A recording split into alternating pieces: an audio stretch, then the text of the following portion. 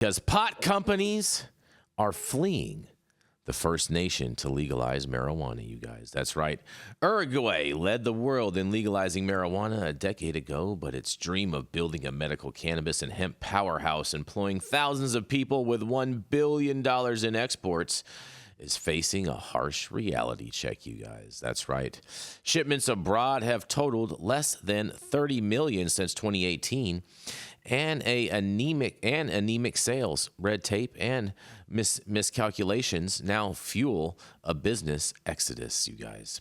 Uruguay's abysmal experience, including just 750 jobs, exemplifies challenges investors face globally in building out an industry subject to intense regulatory scrutiny or outright bans in many places. And from the U.S. to Europe and elsewhere in Latin America, the global pot business has lost some of its cachet since the gold rush days of the late 2010s and the COVID pandemic.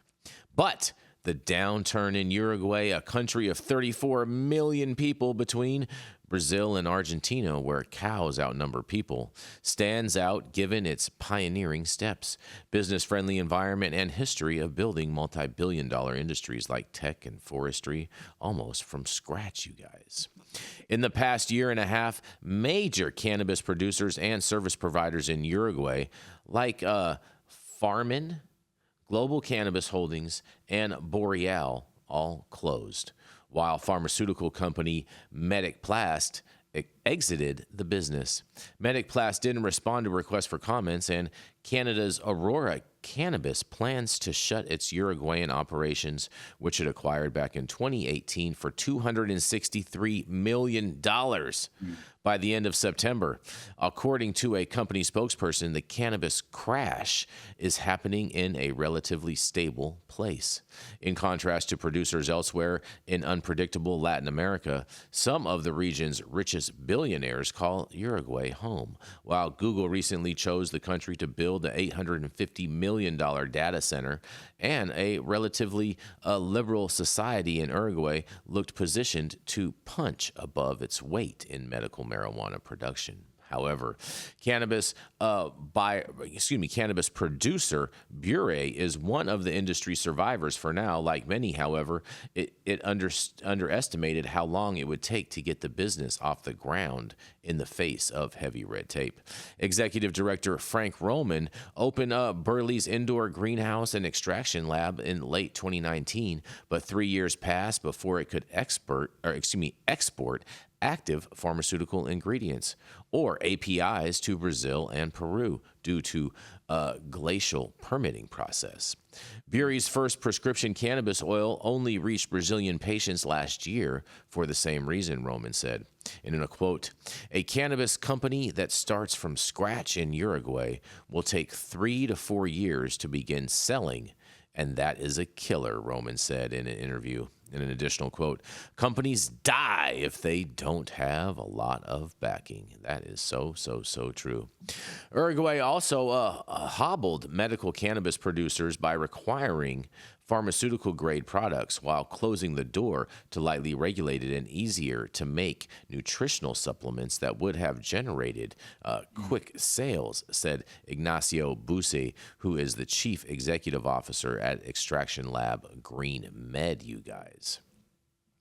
Similar stories have played out around the world, and Germany's partial legalization of pot this year and as a proposal to reclassify marijuana as a less dangerous drug in the U.S. failed to spark a lasting rally in cannabis EFTs. But business is so tough that Tilray Brands has diversified into craft beer, and bold forecasts for pot newcomer Argentina remain largely hollow, you guys. Uruguay's ruling left-wing political party made the nation the first worldwide to legalize most adult-use cannabis, medical, and manufacturing uses of pot back in 2013, and the idea was to take business away from drugs and gangs and create a new source of export revenue, you guys. But fast forward 11 years, and adult use consumption Uruguay through official channels has soared while the business never took off. More than 96,000 people who want to get high have registered with the government to obtain the psychedelic substance from almost 400 cannabis clubs, dozens of licensed pharmacies, or as home growers. And Uruguay has made it faster and cheaper to obtain medical marijuana permits after delays in publishing regulations following legalization, said Carlos Lacava, who represents the health ministry on the board of cannabis agency LARCA, LRCCA. He attributed recent setbacks to investors misjudging demand and the regulatory burden inherent in the cannabis trade, among other factors. And entrepreneur David Lufglass and his partners are trying to develop a business park with a cannabis nursery after shelving plans last year to build a massive $50 million extraction lab, you guys. In a quote, they say, "We discovered that the international market wasn't ready," he said. Well. Producers like Green Med initially prioritized shipping of dried flower to markets such as Europe and Australia in the absence of regulatory approval to sell in Brazil and Uruguay, and now it's looking to sell higher value APIs and formulated products like CBD and THC oils to South American countries in which medical marijuana is legal. Pot research company Prohibition Partners estimates that medical sales in 8 regional countries could reach about $153 million this year, with Brazil accounting for about 2/3 of the market, you guys. Man, oh man, there is so much going on. These people are exiting Uruguay. There was so much hope and so much promise going on out there. And I can't wait to hear what you guys have to say about this. Sounds familiar. I mean, I don't know what you, Omar, I've got projects that have taken 3, 4, 5 years to get just to the permitting process in California. And we still have the thing called the 1960 Single Convention, which trips up a lot of imports and exports out there. Not that it really stops it, but people use it as the hobby horse to ride when they argue about, the export, international trade in cannabis. And it's a story we've seen repeated. People think, oh, the door's open, run in, a lot of money goes in. But by the time you spend all your money, you still ain't got a license or you can't sell your products. What do? You're circling the drain and you got to leave.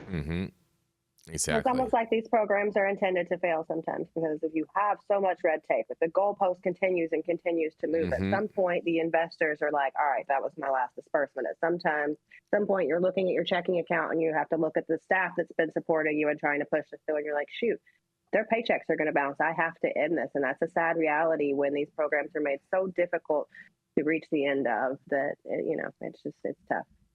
I think, this was a choice by Uruguay to go to the pharmaceutical direction instead of the nutritional supplements direction.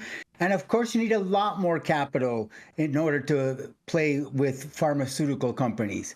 And so that choice basically tied their hands and constrained them in a way where they doomed themselves to fail unless they were heavily capitalized pharmaceutical companies.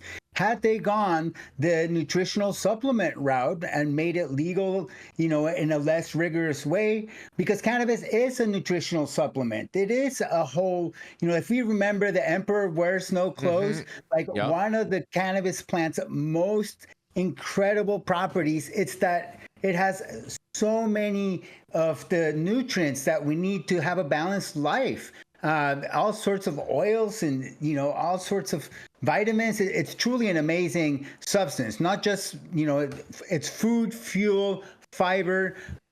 Before I go down the rabbit hole, just keep in mind that there is a valid nutraceutical industry that could be built around cannabis that would not be as capital intensive as going full pharma. And I think that's what we saw in Uruguay. Yeah, I mean, it's a sad state of affairs, and I think Mexico is going to end up eating everybody's lunch because they're going to be able to produce it at a lower cost than everybody else. I don't know. Look at Colombia. Colombia is doing some really amazing things, and there's a lot of industry moving to Colombia, and they also have programs to allow for export. So I think Colombia is also setting themselves up to be a major player in the cultivation. Yeah. And El Salvador is working on a hemp program right now with the government. There's a lot to come out of Central and South America, so I'm really excited to see more. Yeah, anything that's GMP, it's going to have to follow those GMP and be importable into Europe and into the more affluent markets. But I think that's where the more wise long play is. And really what we got to push for is not pharmaceuticalized cannabis, but treat it more like a nutraceutical. Right. I agree with that.